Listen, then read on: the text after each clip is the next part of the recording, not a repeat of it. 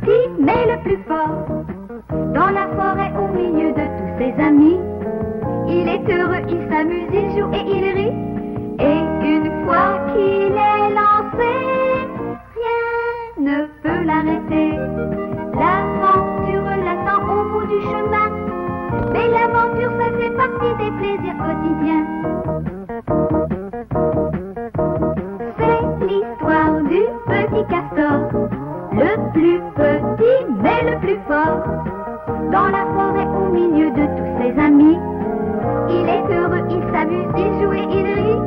Et une fois qu'il est lancé, rien ne peut l'arrêter.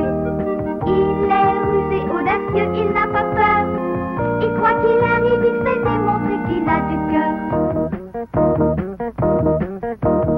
C'est l'histoire du petit castor, le plus petit mais le plus fort. Et une fois qu'il est lancé, rien ne peut l'arrêter.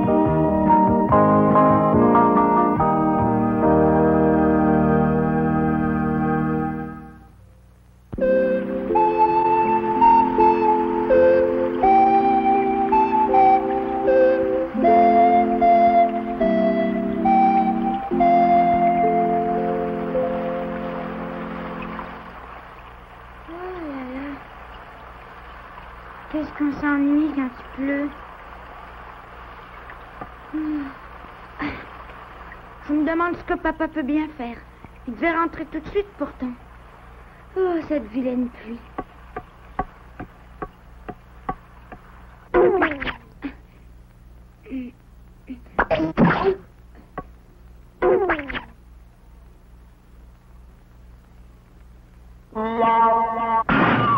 Oh, ce coup-ci, il faut que j'aille jusqu'au tableau en marchant sur les mains.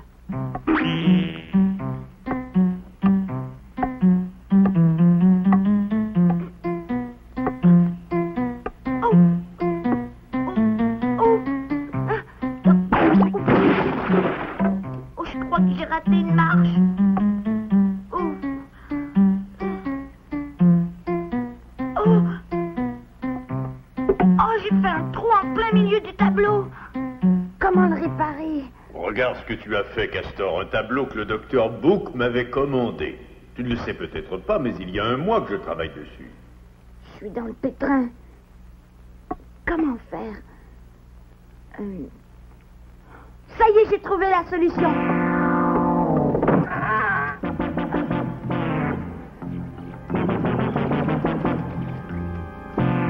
Personne.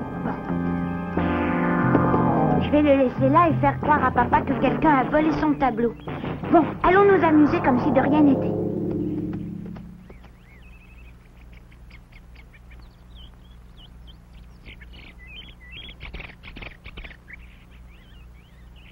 À tout à l'heure, maman chérie. N'allez pas jouer ou c'est dangereux, compris? Non, promis.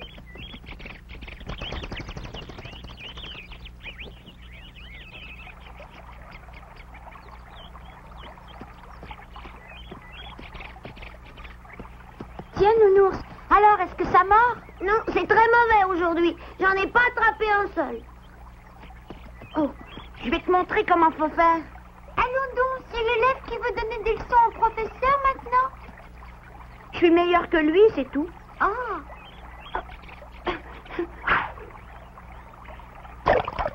Ouvrez vos yeux parce que je suis certaine d'en sortir un gros. Je sens que ça vient. Oh, pas de chance. Il était tellement gros qu'il s'est détaché. Oui, long comme ça au moins. Ce coup-ci, vous allez voir ce que vous allez voir.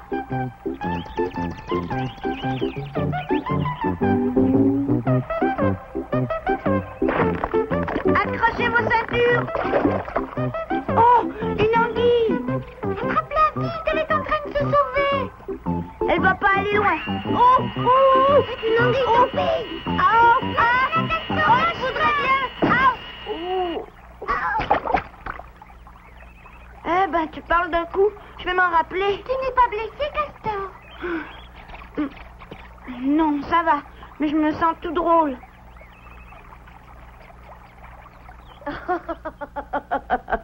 Tu as attrapé une anguille électrique. Tout va mal aujourd'hui. L'anguille, le tableau. Oh, De quel tableau parles-tu? rien, Lily. Je disais ça comme ça.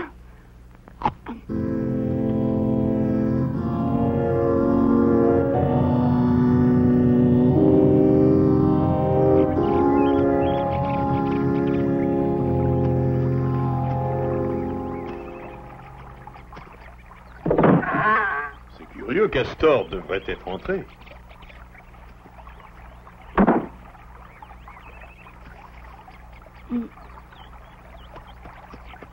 Je peux pas rester caché jusqu'à demain matin. Bonjour, papa. Et est-ce que tout est prêt? Si tu parles du repas, oui, il est prêt. Ah bon, j'ai l'estomac qui fait glou-glou tellement j'ai faim. Dis-moi une chose avant de passer à table. Quoi? Qu'est-il arrivé au tableau que je peignais? Je sais pas. Pourquoi tu me demandes ça? Parce qu'il a disparu. Si le tableau n'est plus là, c'est qu'on te l'a volé. Hein?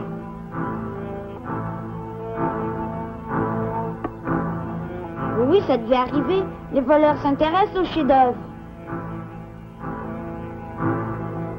Malgré tout, je me demande qui a pu voler le tableau.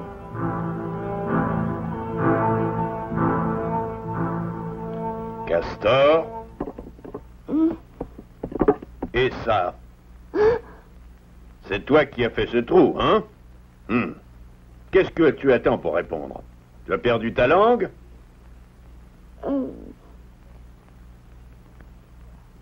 Ton silence est déjà un aveu. Parce que c'est toi qui as fait ce trou dans la toile, hein?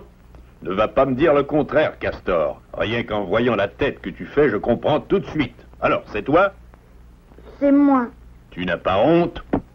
Tu vas cacher ce tableau et tu accuses des voleurs. Oh bon, et après, t'as qu'à en faire un autre. Qu'est-ce que ça veut dire, Castor? Tu fais bien du bruit pour un malheureux petit trou. Hein? Et puis t'as pas peint la Joconde. Oh!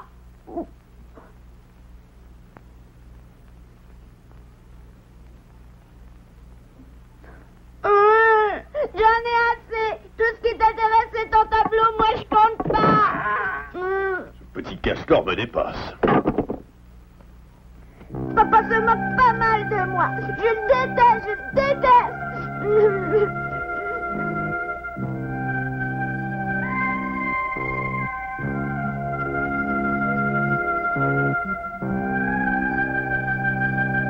Oh, maman, quelle bonne idée! Je savais que tu aimais la soupe aux noix. Oui, beaucoup. Comme elle sent bon. Je sais que c'est ton plat préféré et je l'ai fait avec tout mon cœur. Tu es la plus belle maman du monde. Oh, tu dis ça pour en avoir un peu plus. Mange déjà ça, nous verrons après. D'accord.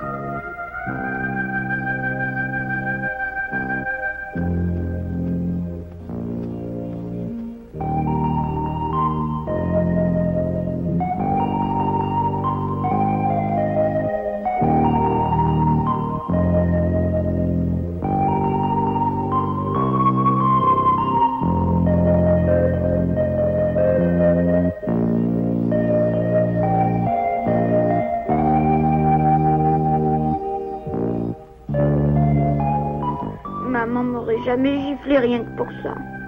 Oh maman, pourquoi m'as-tu quitté?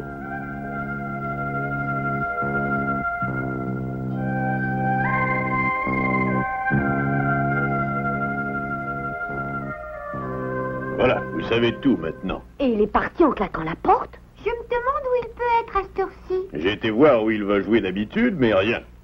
Castor me fait faire bien du souci. Oh maman, partons à sa recherche toutes les deux. Si tu veux. Merci de votre obligeance. Non, je regrette, monsieur Castor, je l'ai pas vu. Merci, Nounours. Premièrement, ça ne se fait pas de déranger les gens à une heure pareille. Et deuxièmement, je n'ai pas vu Castor. Tu pourrais pas demander à Garou et à Lourdeau? Hé, Garou, Lourdeau, vous n'auriez pas vu Castor par hasard? Il paraît qu'il est parti de chez lui. Je ne l'ai pas vu personnellement. Toi non plus, Lourdeau? Non, moi non plus. S'il vient vous rendre visite, dites-lui de rentrer à la maison si cela ne vous ennuie pas. Eh, d'accord. Nous ferons le nécessaire, chère madame. Comptez sur nous, chère madame. Oh. Nous aurions dû leur dire quand même. Il a raison. Elles avaient vraiment l'air peinées toutes les deux. Et le respect de la parole donnée, qu'est-ce que vous en faites? Ah, jamais je ne parlerai, moi, même sous la torture. Tu peux sortir, Castor, ils ont fait demi-tour. Je t'avais promis de ne rien dire et j'ai tenu parole. Merci, Garou. Je savais que je pouvais compter sur de vrais amis. Une petite question malgré tout. Est-ce que tu comptes passer la nuit ici? Oh, si tu veux pas de moi, j'irai ailleurs. Je n'ai jamais refusé l'hospitalité à qui que ce soit. Reste ici si tu le veux. Mais je te demandais ça parce que tout le monde se fait du souci pour toi, surtout ton père. Eh bien, mon père, c'est le dernier de mes soucis. Mais qu'est-ce qui s'est passé au juste? Vas-y, raconte. N'insistons pas, s'il a des histoires personnelles et s'il ne veut rien dire, ça le regarde.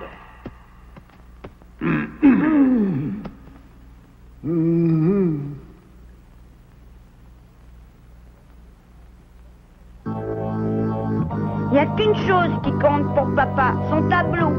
Son fils, il s'en moque éperdument.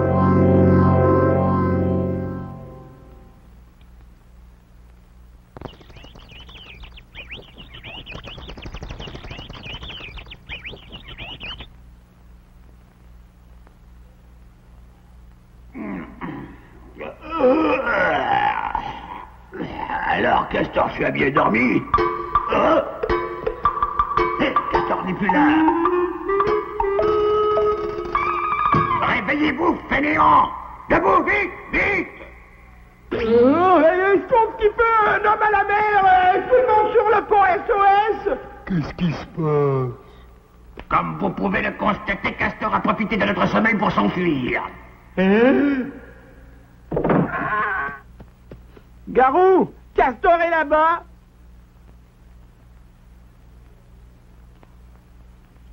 Qu'est-ce qu'il fait là-haut? Il prend le frein? Je ne sais pas. Tu feras ce que tu voudras, mais moi je retourne dormir. Un instant. Pas question d'aller dormir. Vous allez préparer le déjeuner. Et toi, qu'est-ce que tu vas faire? Je vais essayer de convaincre Castor que le mieux à faire, c'est de rentrer chez lui. Hein? Tu m'étonnes. Ah oui, pourquoi je t'étonne? Parce que tu n'as pas l'habitude de te soucier des autres. Je reconnais qu'en général, ce que font les autres ne m'empêche pas de dormir, mais cette fois-ci, c'est différent. Je sais que le père de Castor est affecté par la disparition de son fils, et précisément, ça m'empêche de dormir, moi. Tu devrais me pincer, lourdeau, je dois sûrement rêver. Non, tu ne rêves pas. Ça m'arrive quelquefois de faire une bonne action. Allez chercher le moi déjeuner au lieu de discuter.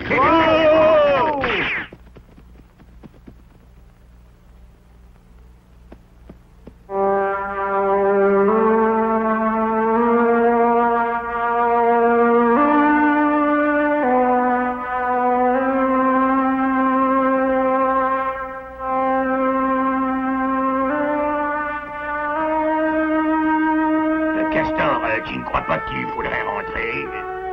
À quoi ça t'avance de bouder, de faire de la peine à ton père? Je rentrerai pas à la maison. Et quand tu as quelque chose dans la tête, toi, tu ne l'as pas dans les pieds. Dis donc, Garou, c'est bien le mont des Larcins qui est le plus près du ciel? Oui, en effet, c'est la plus haute montagne de la région, mais pourquoi, Castor? Ah, tu n'aurais pas l'intention de te jeter du haut de cette montagne pour mettre fin à tes ennuis.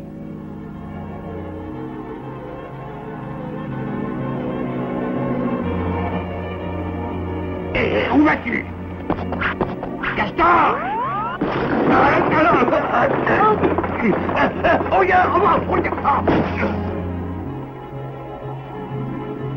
Oh, non, attends-moi!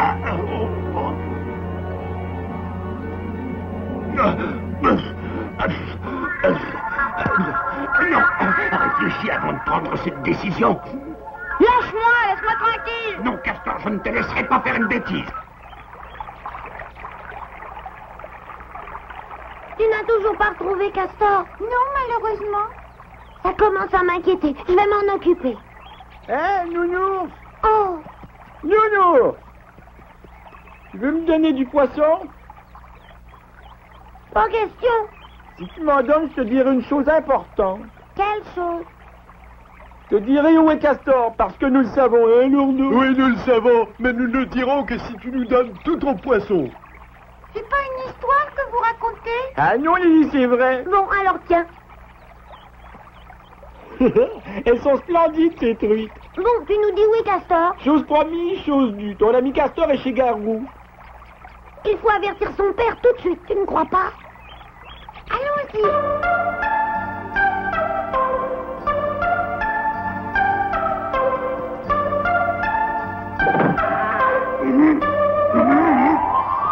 Oh, viens voir, Fino. Castor est là, j'espère. Attends, je te détache. Mais qui est-ce qui t'a ligoté? C'est Castor. Castor a fait ça? Mais je voulais l'empêcher d'escalader le mont des Larcins, mais il a profité du moment où je tournais le dos. Tu t'es laissé avoir par un petit Castor, toi qui es si malin? Mon Dieu, j'y pense tout à coup. J'ai entendu dire qu'il y avait des glissements de terrain sérieux sur le mont. Hein?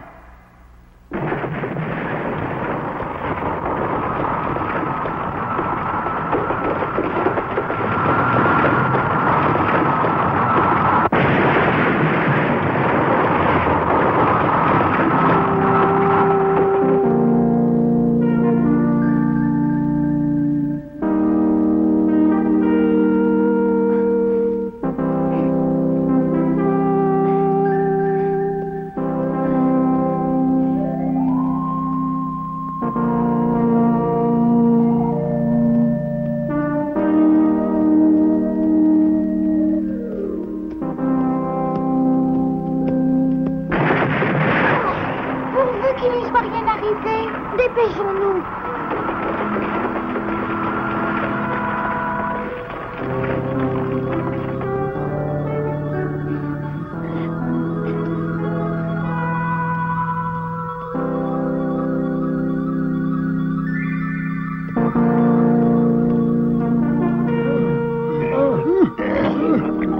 Il manque un peu de vitamine.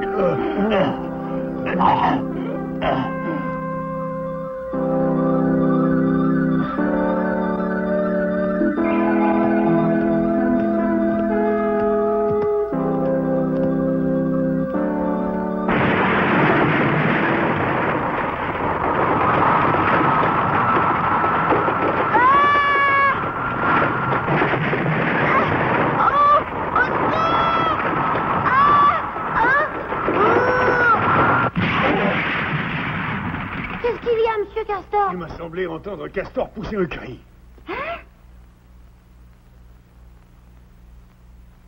Dépêchons-nous.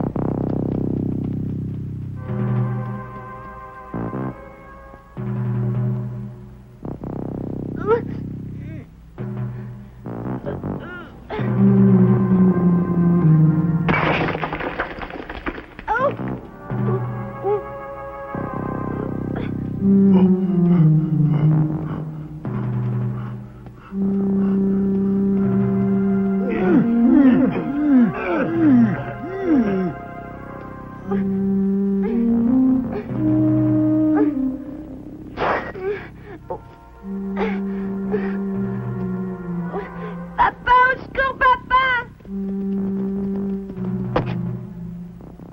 Il est peut-être coincé quelque part. Appelons-le. Olé, Castor! Olé, Castor! Castor! Castor, si j'entends, réponds! Oh, c'est papa! Papa! Oh! Oh! Castor!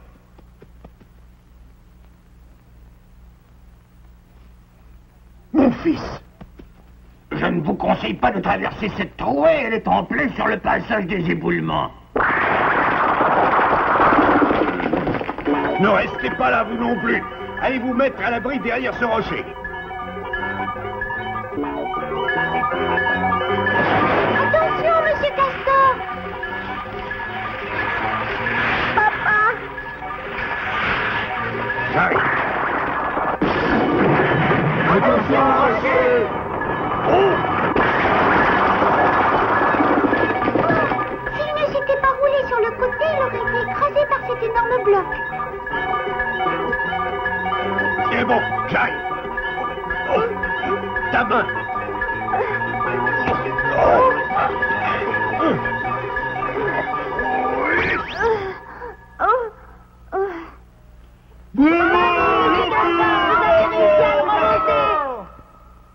t'est passé par la tête? Pourquoi es-tu monté jusqu'ici? Oh, je me sentais seule et abandonnée. Je voulais parler à maman. J'ai voulu me rapprocher du ciel pour qu'elle puisse mieux m'entendre. J'ai fait ça parce que tu ne m'aimes plus. Qu'est-ce que tu racontes, mon petit? Tu sais très bien que je t'aime toujours. Crois-tu que je te le dirais si ce n'était pas vrai? Oh, papa.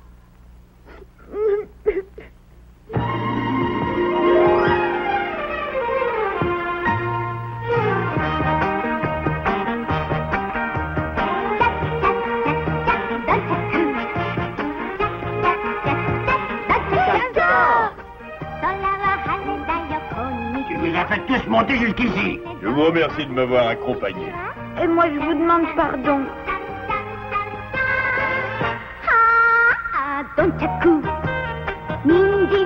Ce qui m'a mis en colère, ce n'est pas que tu aies abîmé la peinture, mon petit. Si tu me l'avais dit, on n'en aurait plus parlé. Oui, mais j'avais peur de le dire. C'est ça, Castor. Tu as eu peur d'avouer ta faute. Tu vois que manquer de courage pour une petite chose peut avoir de lourdes conséquences. Oui, papa. Et je n'ai pas apprécié non plus ta façon de me parler. Je ne suis pas un grand artiste, d'accord? Mais je n'ai pas fait la Joconde pour une seule raison. Léonard de Vinci l'a peinte avant moi, tu comprends? Oui. Ah, donc ça coule.